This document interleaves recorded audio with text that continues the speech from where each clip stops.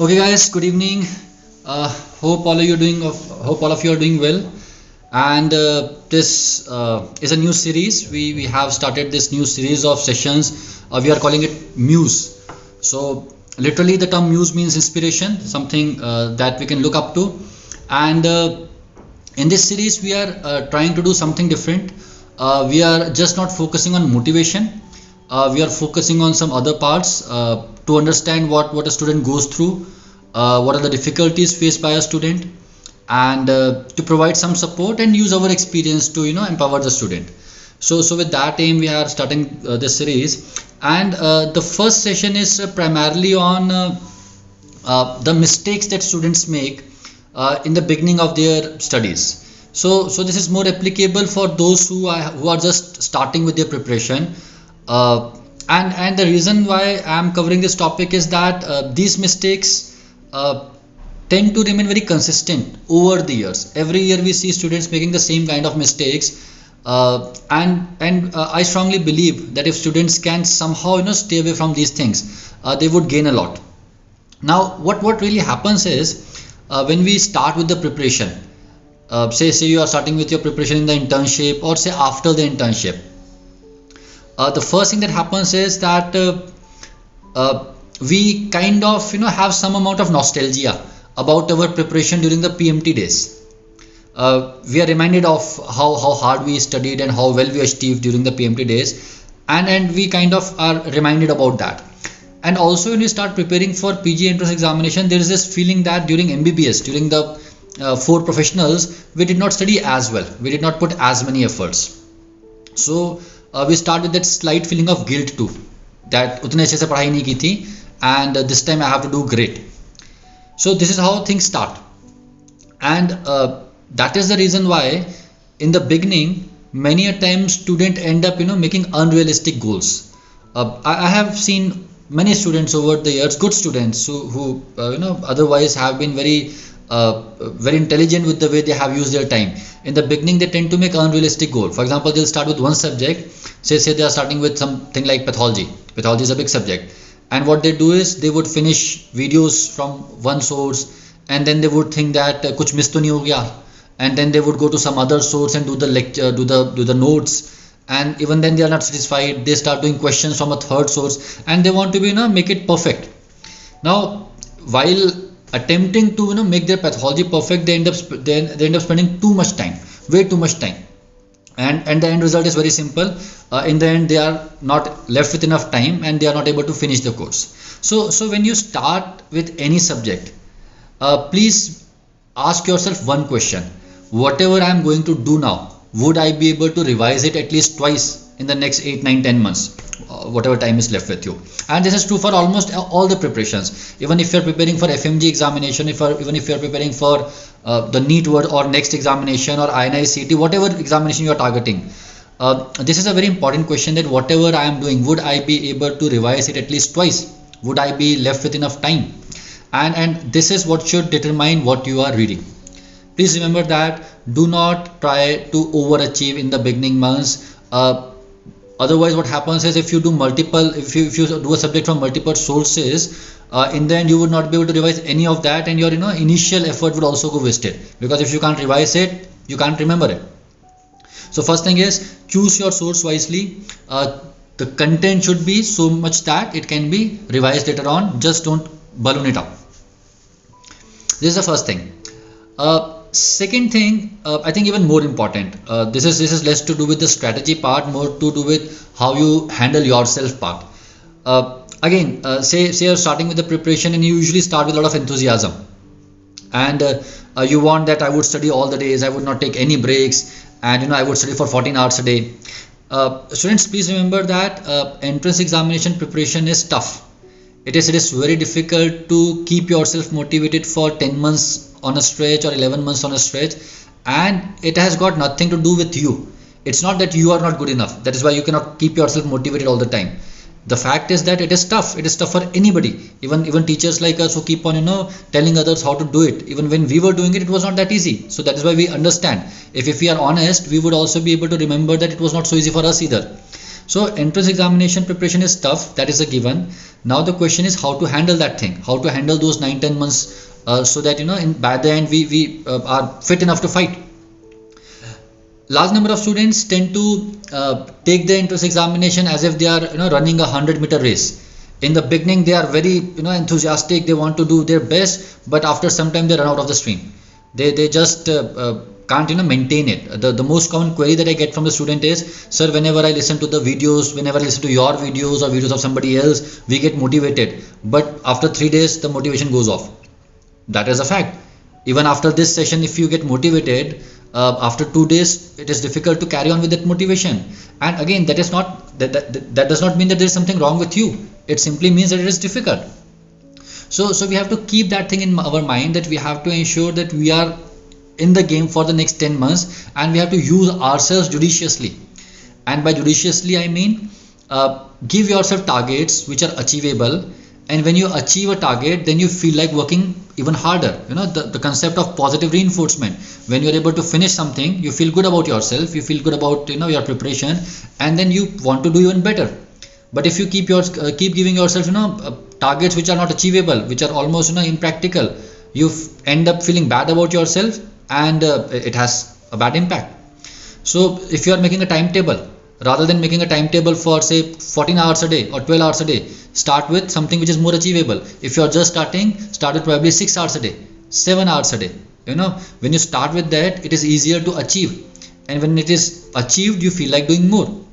Now a large number of students say that if I target for 13 hours, in then at least I would be able to study 9 hours. You must have heard this, you must have even said that कि मैं अगर first आने की कोशिश करूँगा तो 5th तो आ ही जाऊँगा. If I try to get rank 1, I would at least achieve rank 5. But that is not how human mind works. If you are setting yourself up for disappointment again and again, you would be disappointed, right? That is not how human mind works. We have to encourage our mind. We have to tell our mind that we were able to achieve something, and okay, now let's go to the next level. Rather than telling yourself that I was not able to achieve this also, I was not able to achieve that also, I'm a failure, I'm stupid, I would never be able to do it. When you allow all those thoughts to come into your mind, to creep into your mind, you are demotivating yourself. You are not doing anything great. So setting unrealistic expectations is not a good strategy. Please do not do that. If you are struggling with the studies, and this is true for anybody, if you are struggling with the studies and if you are not able to put long hours, rather than cursing yourself all the time, start putting more realistic goal. Maybe start putting goals of 4 hours or 5 hours to start with, and then take it higher gradually. So this is the second thing that I want to talk about. Third thing, please take breaks. Taking breaks is an art. We will talk about it again, but taking breaks is extremely important. If you expect yourself to do something which is so cognitively heavy, you have to put so much resources of your mind in it, and not get tired and continue doing it day after day, that is simply not going to happen.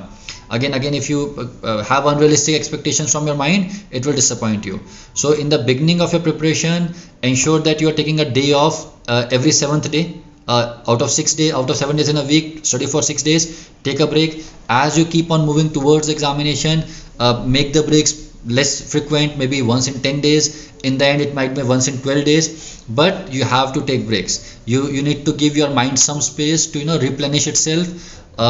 Otherwise you will just burn out.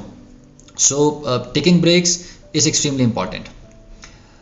And finally, see, consistency. So we talk about consistency a lot. While it is important to be consistent, it is equally important to know that there would be days when you would not be able to study. For example, I am telling you that try to study 6 days a week, but it is possible that during those 6 days there is a one-off day when you are not able to study well. There is one-off day when you are not able to focus. There is one-off day when your speed is not so great. The worst thing that we can do is not to study and not to take a break either. So many times you must have experienced this yourself, that आप book लेके बैठ गए हैं, you are sitting with the book or you are sitting with the videos, neither anything is going in the mind nor are you able to shut it. आप break भी नहीं ले पाते हैं, neither are you able to study. So by the end of the day, it's a lot of frustration. You were not able to study and you don't even feel fresh. So please remember, there would be days when things would not go according to your plan. There would be days when you would struggle. There would be days when you will feel a lot of frustration. And it is important that on those days you tell yourself that it's fine. Tell yourself it happens. And many times it happens with me that I want to say write a chapter of the book of a book, or I want to make a video, and I just don't feel like doing it.